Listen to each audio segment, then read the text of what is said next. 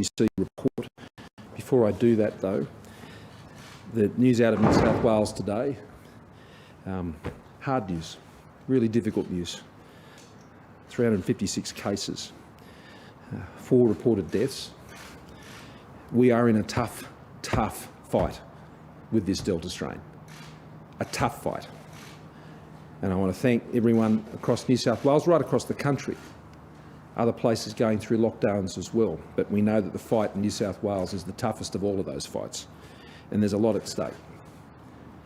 You know, I want Australia to get to Christmas, but I want everybody around that table at Christmas time. And that's where we farewell viewers on the main ABC channel in some states. If you want to continue watching this, you can do so on the ABC News channel. And we will do everything we can to ensure we achieve that goal. And on another very serious matter, the IPCC report, which once again affirms the serious challenge that we face here in Australia because of the serious implications for Australia of what's happening globally, but also for our region. And just last week I met with the Pacific Island leaders again, and their advocacy on this has been consistent and strong, and something I've been very mindful of and listened to carefully. A serious challenge not just for Australia and advanced countries around the world, but all countries around the world. And the IPCC report affirms to me again my fundamental belief about how we must address this global challenge. We must take action, as we indeed are, and continue to take action, as we will continue to, in developed countries, in advanced economies. But we cannot ignore the fact that the developing world accounts for 2/3 of global emissions, and those emissions are rising. That is a stark fact. It is also a clear fact that China's emissions account for more than the OECD combined. Now, I make that point not to say that we should be imposing taxes on these countries. Quite the contrary. I totally understand and accept that the advanced world, the advanced economies of the world, have developed their economies over a long time, principally on the basis of fossil fuel industries. That is accepted. And I think it's a very fair argument that the developing world makes, which says, why should our economic futures be denied when advanced economies around the world have been able to go forward on that basis of their energy economies over a long period of time? I think that's a very fair point. But it doesn't change the calculus of climate change. The Australian approach is not to tax them or deny them the employment and the jobs and the industries that they should have, just as we should have them here in this country, but to enable them. World history teaches one thing: technology changes everything. That is the game changer.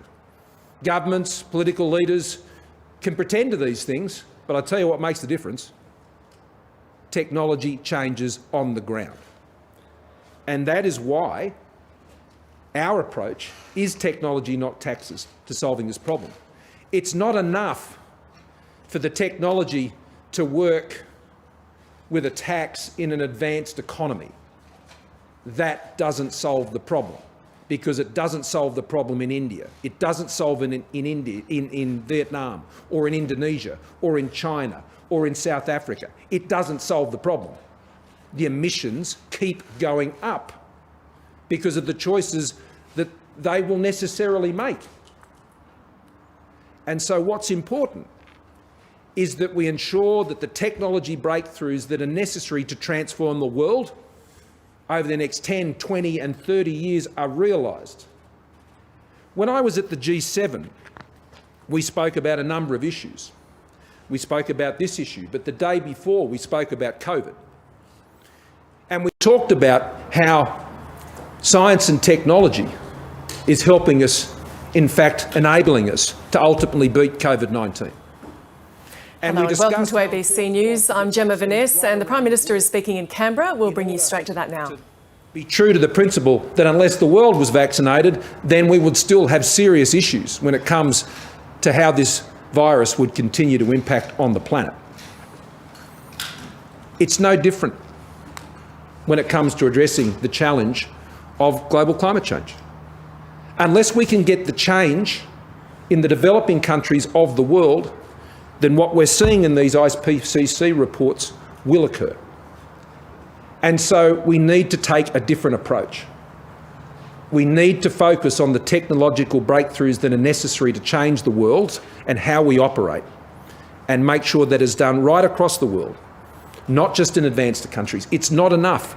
Australia must and continue to do its part, and Australia has a strong track record of performance, and we intend for that to continue to increase in the years ahead.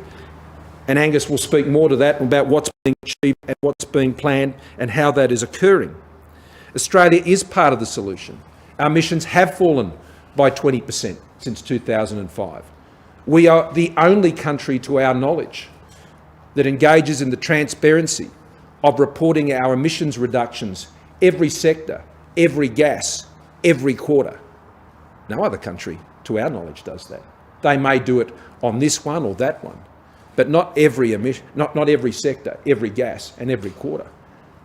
Australia's record of reducing emissions stands above those who are claiming to achieve bigger things in the future but haven't achieved it to date. They haven't achieved it to the extent that Australia has. They can't claim the highest solar uptake on households in the world. They can't claim a rate of renewable uptake 8 times the global average per capita like Australia can. Australia is part of the solution. Australia is doing its part as part of the solution, and Australia will continue to do more as part of that solution because we understand what it means for our own country. Our commitments are backed up by plans, and we don't make them lightly. We consider them carefully. Australians deserve to know the implications and the costs and what the plans are. I did that before the last election. I said what our 2030 commitment was. I explained how I thought we would get there. I explained the costs to Australians, and Australians supported us. I will do that again as we go into the commitments later this year. I'll do it again before the next election. I won't be signing a blank cheque on behalf of Australians to targets without plans. We will set out a clear plan, as we've been working to do. Australians deserve to know, and they will from us. Regional communities should not be forced to carry the national burden, and I won't let them. I will ensure that we have a plan that addresses the need for jobs and industries that can be supported by new energy technologies both now and into the future. I will not be asking people in the regions of this country to carry the burden for the country alone. I'll be ensuring that we have a plan that addresses their critical needs, that addresses their anxieties and seeks to bring the whole country with us on this very important task that we have together. So we have an Australian way to deal with this challenge, and it's being put into place. I'll tell you what the Australian way isn't. The Australian way is not what we have seen with the vandalism in our capital today. I don't associate in any way, shape or form that foolishness with the good-hearted nature of Australians who care deeply about this issue, as I do, and my government does. I don't associate them with this. They have no part with that foolishness today, any more than we've seen in other selfish protests around this country. Australians care deeply about this issue, and so does our government. Action will be taken against those who have committed those offences in our capital today, as they should, and I think Australians who, regardless of what their position on this issue, would agree with that. That is not the way we go forward. There is a woman that I wave to almost every morning when I come into this building, as I drive up. And there's often people, as you all know, who will be putting their point across peacefully and calmly down there on the ramp coming up into Parliament House. She's there almost every morning, and she makes this point every day, and she gives me a wave and she gives me a smile. I'll tell you what, I'm listening to her. I'm listening to Australians about this issue. And more than that, we're taking action that I think will actually make the difference. We need the technological changes that will transform the global energy economy of the world. It's not good enough for it just happen to Australia and the United States and in Europe. It must happen in these other countries, and they must have prosperity. Otherwise, we will not fix this. That is the Australian way. Angus. Well, thanks, PM. And of course, this report underscores the enormous importance of the work that Australia is doing to reduce our emissions, but it also underscores the importance of coordinated global action to reduce emissions. It underscores the importance of practical solutions to bring down global emissions, find those pathways that allow countries across the globe to strengthen their economy at the same time as they're bringing down emissions. And the pathway to do that is technology, not taxes, not defacing buildings. The technology investments that we know solve hard problems, have been solving hard problems for humans for a long, long time. That means commercial, competitive technology that developing countries can adopt, just as Australia is adopting at a rapid pace to bring down their emissions and strengthen their economies at the same time. Now, we know in Australia this approach is working. We have the highest rate of installed solar PV in the world. 1 in 4 houses in Australia with solar on their roofs. That's world beating. That's world beating. We're seeing extraordinary changes in farming practices and the deployment of soil testing technologies by farmers across this country, bringing down emissions, contributing to Australia's performance, whereby we met and beat our Kyoto targets, our 2020 targets, 459 million tonnes.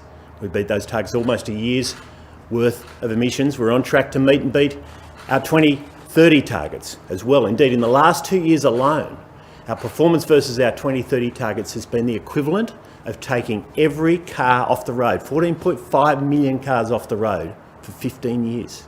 That's the improvement in just 2 years. We improve our performance versus our targets every year, and we have done since we got into government. Of course, the heart of this is those priority technologies that we laid out in our technology investment roadmap. Clean hydrogen, 3 of the biggest electrolyser projects in the world announced just recently, 10 megawatt projects in Australia. Just as we've led the world on solar PV, we will lead the world on clean hydrogen. Healthy soils, soil carbon.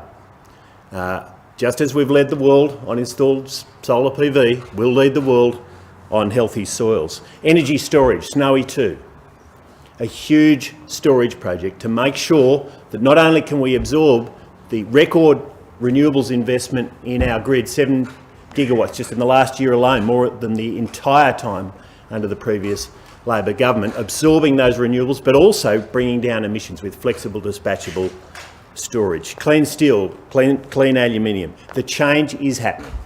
The change is happening. The investments are happening. We've committed $20 billion in the coming years. That'll bring forward a total of $80 billion of public and private sector investment in deploying and developing these technologies that will make a difference, not just in Australia, but these 5 priority technologies will either eliminate or substantially reduce emissions across sectors responsible for 90% of the world's emissions. This is the way we do it, partnering with countries across the world. Of the 1.1 billion of additional funding we put in at the last budget, 568 is for partnerships with countries across the world. We've already signed partnerships with Singapore, with the UK, with Germany, with Japan, and will continue to do so to make sure these technologies are developed and deployed in ways that allow us to strengthen our economies, create jobs, drive investment and bring down emissions at the same time. That's the Australian way. The US President, the British Prime Minister, the Secretary General of the OECD, Matthias Cormann, they're all calling for urgency and ambition when it comes to this issue. Are you willing to show more ambition? And if so, where is the modelling at? Would you release it before you go to, or the Minister goes to the COP in Glasgow? And on the other big story of the day, of course, the immediate urgency of the Sydney outbreak, should Gladys Berejiklian lock down harder like Melbourne, or is she right when she says Delta is different, it can't be controlled? Let me deal with the first point. We need more performance, we need more technology, and no one will be matching our ambition for a technology-driven solution, because I believe that's what will work. And we, of course, will be updating where we're up to on our what we expect to achieve in 2030 when the Glasgow summit is held. We will definitely do that. As I said, Australia is the most transparent country in the world when it comes to our reporting on emissions reductions. And I'll be calling on the rest of the world to match our transparency. They should. One of the reasons it's so hard to compare Australia's strong performance against other countries is that because you have to go back several years, because that's the latest data you can get from so many countries. I think the reporting arrangements and the transparency that sits around emissions reduction is a key tool. Angus makes a very good point about what's been achieved on households and on soils. See, Australian businesses, Australian farmers, Australian manufacturers, Australian miners, they're making the change now. It's happening. There's not a shop floor I walk into, a mine I go down in, there's not a farm I visit that is not already making changes. And a point I make, particularly to those overseas, that's one of the biggest movers in transforming how they move to a net zero business is our mining and resources industry. Whether it's what Andrew Forrest is doing in Fortescue and his work in hydrogen, or indeed what Rio and BHP are also doing in those areas. Our biggest miners are having the biggest performance outcomes in how they're transforming our businesses. Australian businesses, Australian farmers, Australian manufacturers are transforming what they're doing. Why? Because they get it. They get it. Those Australians get it. They know where the world is heading and they know the changes that they need to make to be competitive in that world and to be successful in that world. Our policies are supporting that. The changes that they are making, our policies have been supporting. And that's why Australia has been able to reduce its emissions more than so many advanced economies around the world. Yeah, Greg. Oh, sorry, on the other matter. I was asked on the other matter. I have always said very clearly that in the suppression phase, lockdowns have to work. Vaccines certainly support it, and Delta is like nothing else we've seen and is a complete game changer. But I want to stress something I said yesterday. To get to phase B, when we go into 70% of the country having been double dose vaccinated, the stronger we go into that phase, minimising the number of cases. You can't eliminate COVID. We all understand that, and no one's seeking to do that. That is not any government's policy in this country. But minimising those cases is going to ensure that we go into the next phase a lot stronger. You know, Australians have made great sacrifices to be able to get us into the position we have been in. We are not going to squander that. And it's really important. That's why I say to my fellow Sydney-siders, it's important we stay home. It's important we make this lockdown work. It's important that we don't give up on it. It's important that we apply ourselves to it and make sure it works. And we will be giving every support we can to the New South Wales Government, whether it's in the work we're doing through COVID Assist or COVID Shield, getting additional vaccines into New South Wales to support that effort, as we've done in other states and territories. We'll give them every support. But the lockdown is important to suppress the virus, so when we get to the next phase, we go in stronger, not weaker. Too many Australians have done too much to put us in a strong position. We cannot squander it now. Prime Minister, you mentioned Andrew Forrest. He said that the report proves the human race is slowly cooking itself.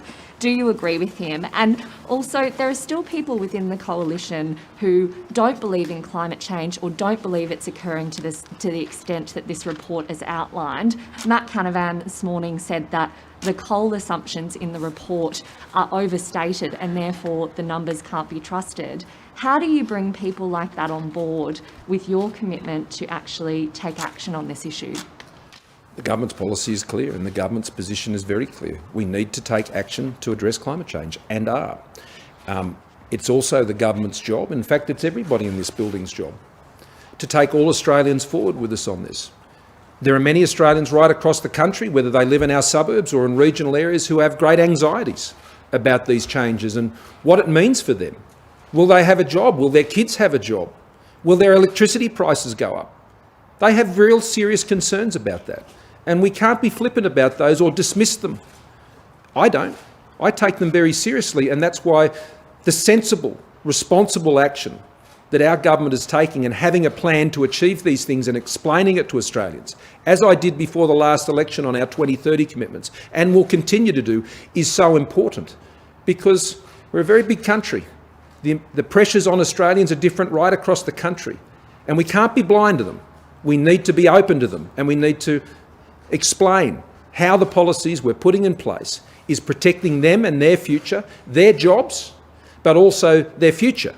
And that's what our policies are designed to achieve. Greg. You've just said that in response to Karen that you will take an updated projections, I suppose, to 2030 to Glasgow. I knew about that. But are you considering updating the formal 2030 target or taking a 2035 target to Glasgow, or is that a medium-term targets off the table for that conference? We will meet and beat our targets.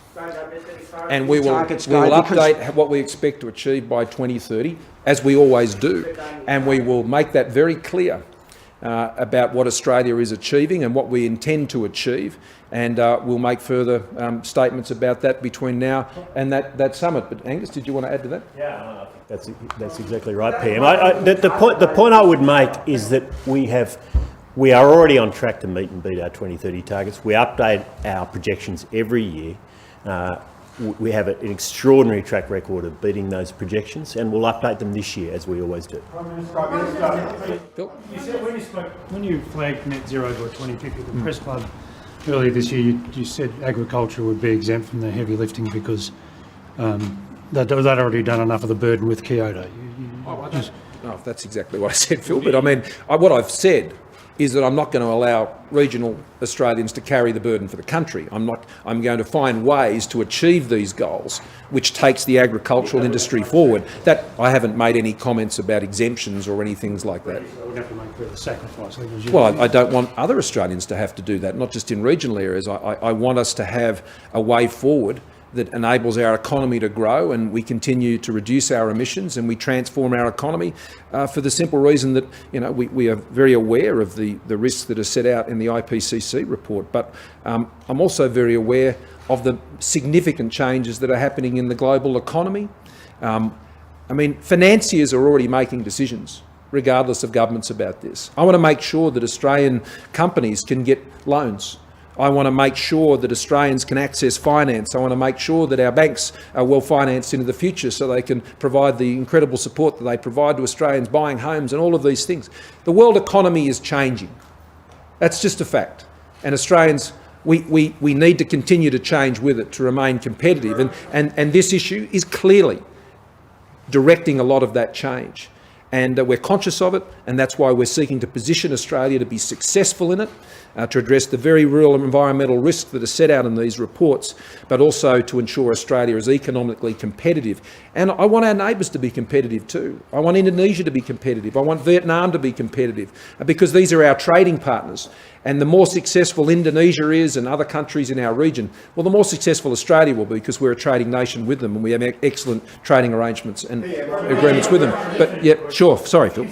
But you said in your opening remarks you don't want regional Australia to bear the burden. Is that a shift from what you said earlier in the year? Are you going broader than just agriculture? No. I mean, what I'm saying today is what I've been consistently saying for a very long time. Australia, under my government, will have a plan to achieve what we're setting out.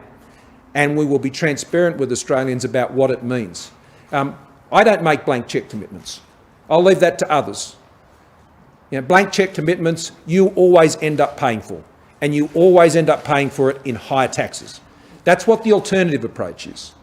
That's not my approach. That's never been my approach. My approach is finding practical solutions to what are very practical problems, and that practical problem is ensuring that the technology that works here needs to work in other parts of the world, and we're positioning Australia to be in the forefront of that. And our hydrogen strategy, our carbon capture and storage, our soil carbon, all of these initiatives are about positioning Australia to be successful in that world.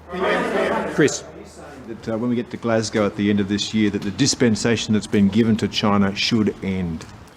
What I'm saying is that focusing on political solutions won't solve this problem. Focusing on technology solutions will. And technology needs to work and be competitive with the fossil fuels alternatives in developing countries. That must be our goal. That's what we must invest in, because otherwise we won't achieve it. The technologies won't be taken up. Commitments will be made and commitments won't be met. We've seen that before, not from Australia, I hasten to add. But commitments are only as good as the plan that backs them in and the technology that makes it work. So the most important thing is having the technology that makes it work. Now, both Angus and I have had, very, very useful and positive discussions and agreements that we've been able to put in place. And Angus, you may wish to refer to those in the discussions you've been directly having. I mean, John Kerry put it best. He put it best when he said, if China went to zero tomorrow with the United States, we would still have a problem. So every country has to come to the table. This is the single biggest multilateral global negotiation the world has ever needed. I agree with that. He said that if America reduced its emissions to zero and China kept going where it was, well, we wouldn't make a lick of difference, basically. And that's the point. We need a solution that addresses the real commercial challenges of developing countries to solve this problem. So it's not about punishment. It's not about politics. It's about technology, and technology that works in countries that need it to transform their economies, provide jobs and livelihoods for people, to ensure that they can prosper, as we have in advanced countries like ours. I recognise that equity issue. I think it's a very real issue. But the thing that solves it is not political commitments, it's real technology that works on the ground. Kath. Will you embrace a target of net zero by 2050, and will you go to Glasgow? I'm asking Kath. Kath had a hand up. But I have a different one. I'll have just two things. I'll have another go on 2030 because the Minister says you're taking projections to Glasgow. You're saying you'll take projections to Glasgow and we might get back to you on something else. So what is it? No, I just said I'd make further comments about this before Glasgow. And we update our commitments every year. So if there's anything further to say at that time, we'll say it at that time. And if I may, you've dwelt a lot in your comments today, in your comments up to today, about the cost of action. And you're not going to allow regional communities to shoulder the cost of action, etc., etc. The point of the IPCC report is the cost of inaction. Will any government modelling that you're currently undertaking to put costs in front of people also include the cost of inaction? Well, then the need to take action is informed by that very point. By that very point. The cost of inaction globally is very clear in what the IPCC report sets out today. The government needs no further motivation about the need to take action. That's why we're taking it. That's why we've invested $20 billion over the next 10 years in the technology that transforms this. So it's quite clear that my government understands the need to take action because of the broader cost. I want to be very clear, though, that there is not a direct correlation between the action that Australia takes and the temperature in Australia. I don't think anyone is suggesting that. The temperature in Australia is determined by what's happening all over the world. We all understand that. But Australia has to be part of that. Australia is part of that. Australia is performing as part of that. And Australia will continue to perform, and we will continue to do more and more and more. And I'm going to seek to take the entire country with us on that to ensure that all Australians have a future, wherever they live today, and they're able to do that based on an economic and an environmental plan that helps them achieve that, which we're transparent about and we're very clear with Australians about. We've got time for one more.